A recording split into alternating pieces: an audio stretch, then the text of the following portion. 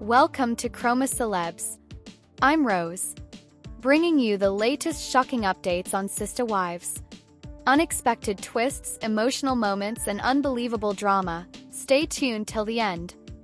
Inside the wildly decorated Sister Wives mansion where kissing horses and cowboy rugs reign supreme.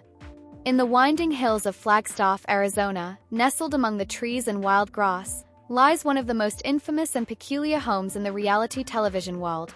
The mansion once shared by Kody Brown and his fourth wife, Robyn Brown. Known for its sprawling layout and rustic, deeply Western-themed decor, this house has fascinated viewers of TLC's Sister Wives for years. Yet behind its heavy doors and beneath its vaulted ceilings lies more than just a collection of quirky home design choices. It is a monument to the evolving and at times unraveling dynamics of a once tightly knit polygamous family. The mansion doesn't just showcase a style, it tells a story revealing emotional threads that extend far beyond the kissing horse statues and oversized cowboy rugs that have come to symbolize the home's eccentric interior. From the moment Kody and Robyn settled into this residence, it was clear that their design choices were going to stir conversation. Viewers tuning into the show quickly noticed the overwhelming presence of horse-themed decor, most notably a pair of kissing horse sculptures placed strategically in the entryway as if welcoming guests into a Western fairytale of their own design. These sculptures, though gaudy to some, are emblematic of Kody and Robyn's commitment to projecting a carefully curated identity, one steeped in symbolism, affection, and in their eyes, class. The kissing horses quickly became an object of fascination among fans, who took to online forums and social media platforms to discuss whether this romanticized element was simply decorative flair or something more, perhaps an effort to visually display the romantic dominance Robyn held in Kody's life. Alongside the horses are cowboy-themed rugs that stretch across the hardwood floors, adding to the mansion's unmistakable Wild West motif. These rugs are more than accent pieces. They echo the ethos of the Brown family, at least in its current form. The cowboy theme, in its ruggedness and individualism, mirrors Kody's belief system, one rooted in patriarchal leadership and self-reliance. It's as though each design element in the house, from the curtains with suede fringes to the barbed wire accents along mirror frames, doubles as a reflection of Kody's view of himself as the family's maverick patriarch. Yet, paradoxically, while the decor celebrates unity and heritage, the reality within those walls has often been fractured. It wasn't always this way. There was a time when the Brown family lived more communally, sharing a large Las Vegas cul-de-sac where each wife had her own house, yet they maintained a kind of moral and emotional cohesion. In Flagstaff, however, that sense of unity splintered. Robyn's house, more lavish and more symbolically expressive than any of the others, increasingly came to represent her elevated position in the family hierarchy. While Christine, Yanel, and Meri lived separately, some renting smaller properties, others traveling between rentals, Robyn's mansion stood firm and unchanging. It became the central hub where Kody would often be seen, a reality that did not go unnoticed by fans or by the other wives. The interior of the house, then, is not just decorative, it is demonstrative, a visual cue that Robyn was no longer just the youngest wife but also perhaps the only one who truly remained. Inside, every room appears curated with purpose and sometimes with overindulgence. The living room boasts not only a large leather sectional but an extensive gallery of family photographs, though some fans have noticed an imbalance in representation. Pictures of Robyn and her children, including those from a previous marriage whom Kody legally adopted, appear prominently. Meanwhile, images of the other wives or their children are either sparsely displayed or absent altogether. This selective display, whether intentional or subconscious, reinforces the perception that the household's decor is not merely about taste, but about status, control, and emotional territory.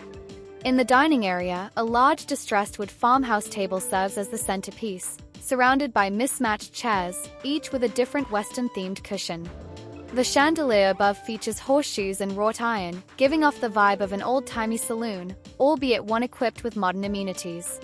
The table is where the family once gathered for big meals, though in recent seasons these group gatherings have become rare. The formality of the space clashes with the family's increasingly informal and at times dysfunctional bonds. The table may be large enough for a dozen, but its use seems increasingly limited to Robyn's immediate family, with Kody at the head. The kitchen follows suit, with copper pans hanging above the stove and hand-painted tiles bearing desert scenes lining the backsplash. There are small cacti and terracotta pots sitting on the windowsill and wall hangings featuring Native American motifs and desert horses galloping across cracked leather canvases. Each decorative item appears to echo Robyn's aesthetic, one that merges a rustic romanticism with a Western nostalgia. Yet behind this thematic coherence is the glaring fact that none of the other wives had input in the design. Unlike past homes where decisions were made collaboratively, or at least in the name of collective living, this mansion was clearly crafted by and for Robyn and Cody. It's a shrine not just to a lifestyle but to a union that has taken center stage, both in terms of camera time and emotional bandwidth. Upstairs, the master bedroom further highlights the disparity. With a massive four-poster bed adorned with animal print bedding and suede throw pillows, it screams opulence, at least by the Brown standards. The walls are painted in deep, warm tones, meant to emulate the ambience of an upscale ranch. A fireplace framed in river rock adds to the cozy but extravagant feel, while the ensuite bathroom features a clawfoot tub and his and her vanities, complete with gold-rimmed mirrors and customized towel sets. This space feels distinctly private, not just in the architectural sense but in the emotional sense. It represents a world that the other wives were no longer invited into, a visual manifestation of the deepening emotional fissures within the family. Even the children's rooms carry thematic weight. Robyn's children have bedrooms decorated in ways that align with the overall Western aesthetic but also speak to individual personality. Cowboy boots as bookends, dream catchers above the beds, and murals of desert sunsets painted along the walls. Again, what's conspicuously absent is any sense of shared history with the rest of the family. It's as if the mansion exists in a parallel dimension, where Cody and Robyn's vision of the family triumphed while the others were slowly written out of the narrative. Outside, the decor continues. A long wraparound porch features rocking chairs with custom cushions bearing horse silhouettes. Iron lanterns hang from the porch beams, casting amber light in the evenings. In the backyard, a fire pit surrounded by log benches seems ideal for storytelling or s'mores, but rarely have viewers seen the family gathered there. Instead, it appears staged, a theatrical set for a family that no longer performs together. The lawn features an ornamental windmill, a nod to pioneer life, and a rustic wagon wheel serves as a gate ornament.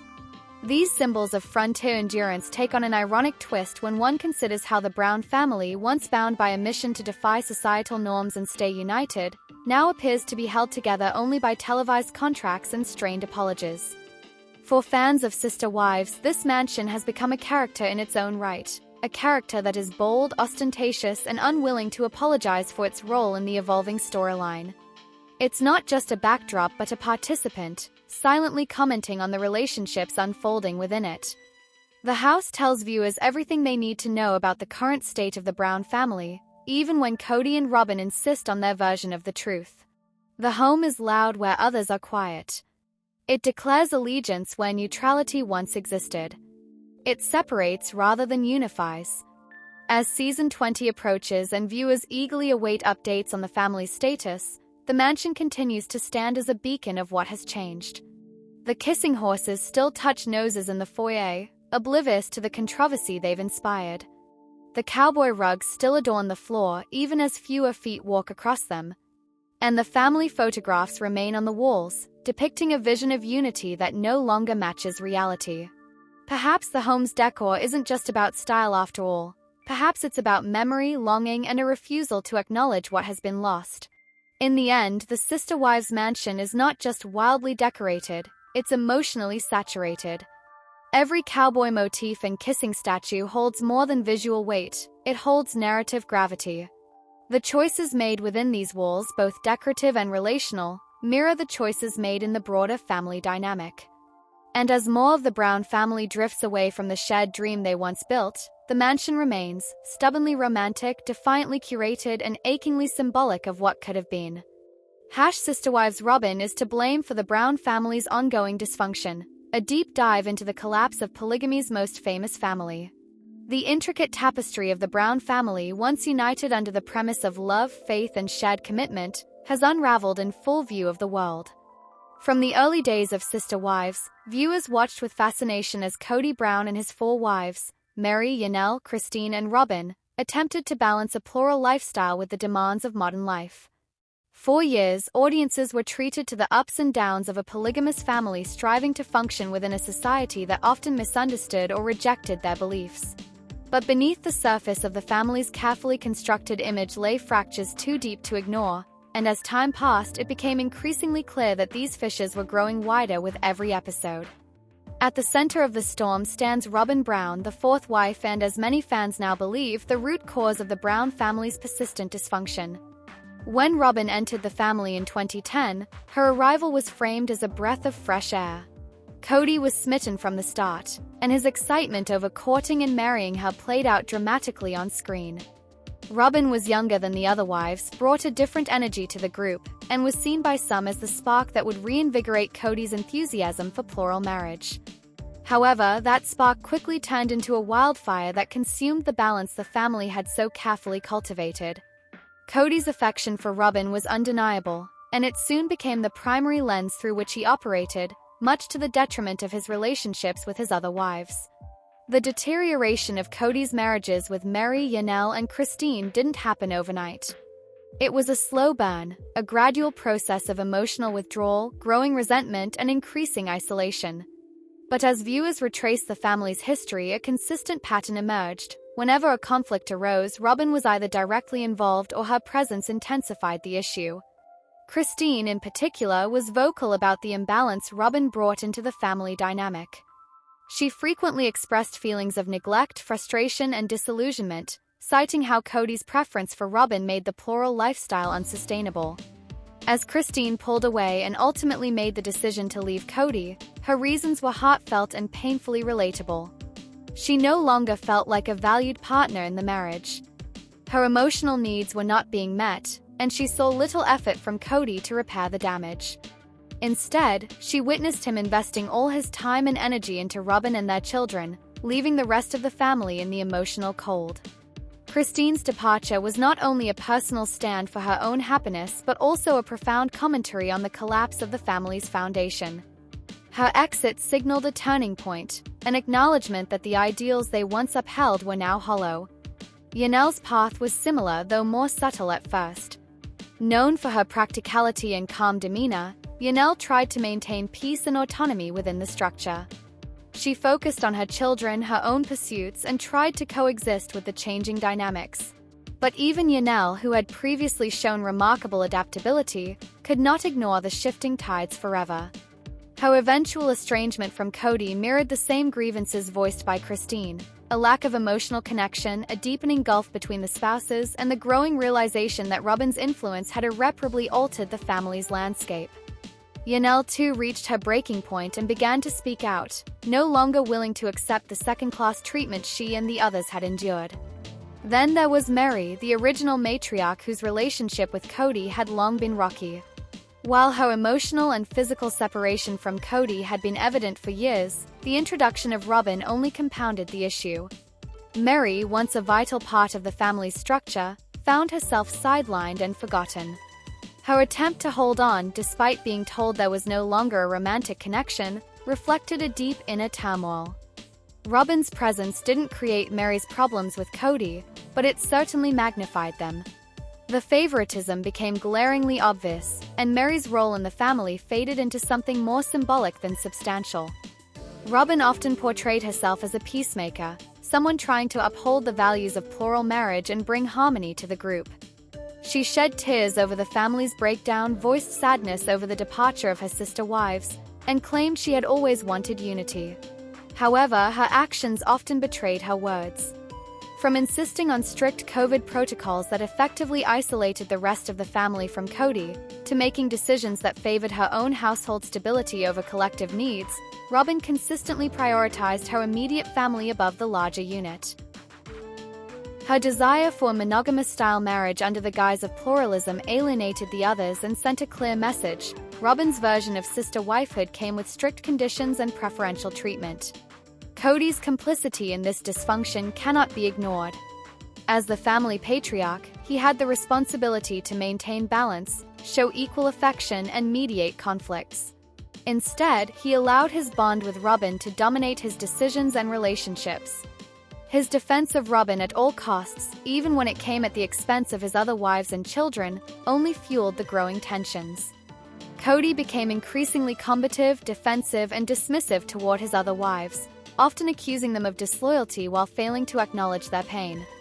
His favoritism towards Robyn wasn't just an emotional leaning, it translated into how resources, time, and affection were distributed. The fans, too, have taken notice. Social media is flooded with commentary about Robyn's role in the family's decline. Viewers who once empathized with her now express frustration and skepticism. The once promising new wife is now seen by many as the catalyst for the Browns' unraveling. Her tears are often met with cynicism, her claims of being misunderstood greeted with disbelief. The narrative has shifted, and Robyn is no longer viewed as a victim of the family's dysfunction but as a central figure in its creation. One of the most telling moments came during the later seasons when Robyn expressed confusion about why the family was falling apart. Her comments suggested a deep disconnect from the others' lived experiences. While she continued to live in a large house with Kody and their children, the other wives were grappling with emotional abandonment, fractured relationships, and uncertain futures. Robyn's inability, or unwillingness, to acknowledge her privileged position within the family highlighted the lack of empathy that had come to define her role. It became clear that while Robyn might not have set out to dismantle the family, her actions and the way she enabled Kody's favoritism made her deeply complicit in its downfall. As the Brown family navigates the aftermath of these separations, the long-term effects are still unfolding. The children have been deeply impacted, caught in the emotional crossfire of broken relationships and fractured homes.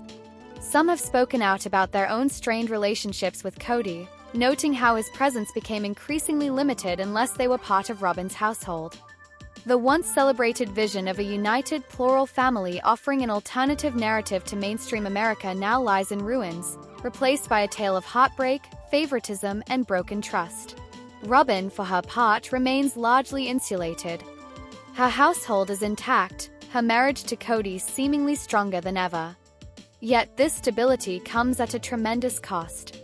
The other wives are gone, the extended family structure has collapsed, and the dream they once sold to the world has lost its luster.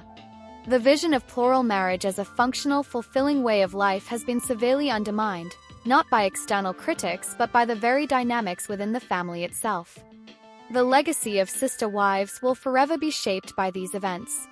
While the show began as a platform to challenge stereotypes and celebrate a non-traditional family, it ended up exposing the vulnerabilities, jealousies, and inequities that can exist in such relationships. Robyn Brown, once seen as a hopeful addition, will now be remembered by many as the flashpoint that ignited the family's collapse. In the end, the story of the Browns is a cautionary tale about imbalance, favoritism, and the consequences of emotional neglect. Robyn may not have broken the family alone, but her role in its unraveling is undeniable. Whether she intended to or not, she became the wedge that divided a once united household. And while the cameras may stop rolling and the seasons may end, the impact of her presence will echo in the lives of the Brown family for years to come.